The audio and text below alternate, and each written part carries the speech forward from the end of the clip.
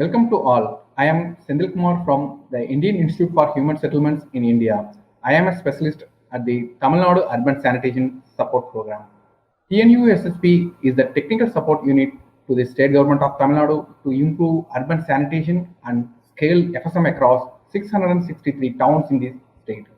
The program was launched in 2015 and is funded by Bill and Melinda Gates Foundation. Co-treatment of fecal sludge has many advantages as it requires little or no additional cost and limited changes to the existing infrastructure and design.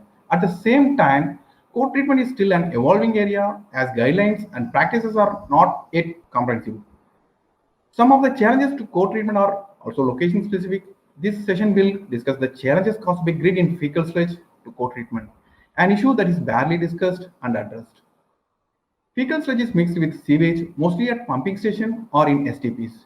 The proportion of fecal sludge added to the sewage is controlled so that STPs are not exposed to shock loading. Even though the hydraulic loading proportions are kept minimal, it is observed from the practice that grit in fecal sludge poses challenges to the proper functioning of the system. The grit content in the fecal sludge is 200 to 1600 times of that in sewage, therefore causing capacity constraint in the grit removal mechanism of STPs. In addition, more quantity of grit is added in a short duration, which may cause shock loading in STPs. If the fecal sludge is disposed at the pumping station well, grit accumulates in the well and reduces its holding capacity. Also, the accumulated grit causes reduction in capacity of grit chamber and leads to grit bypassing and entering the downstream treatment units. However, there is only limited guidance available on the management of excess grit to avoid aforementioned issues. On the left is a waste stabilization pond before and after grit removal. The anaerobic pond is getting filled with grit at higher rates since the grit removal mechanisms are not fully functional, affected by grit in fecal sludge. The bypassed grit reduces the capacity of anaerobic pond and increases the maintenance cost. On the right is a primary clarifier in an STP on ASB, where the sedimented grit affected the scraper mechanism movement, causing sewage to bypass.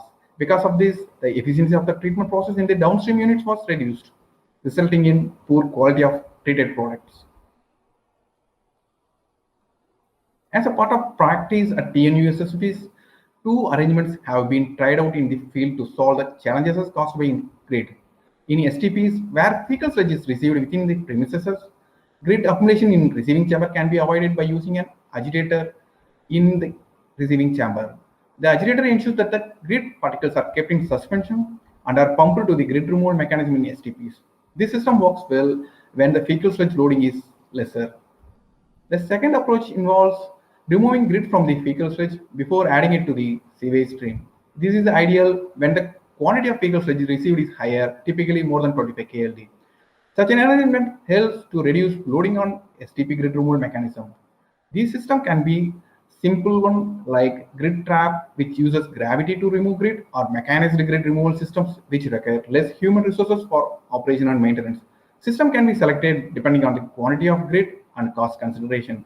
In addition, grit washing can also be considered so that it can be disposed safely and the leachate sent to the STP for further treatment.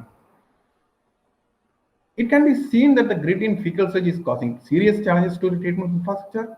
Therefore, grit must be removed from fecal sludge before adding into the sewage stream. Also, existing grit removal mechanism at the STPs and pumping stations must be improved in the design to ensure capturing of grit particles present in fecal sludge. Design consideration for grit removal mechanisms in all upcoming treatment facilities must be updated to include learnings from this study so that performance of treatment plant will be as effective as expected. We welcome questions and suggestions. You can also visit our website to know more about our work. Thank you.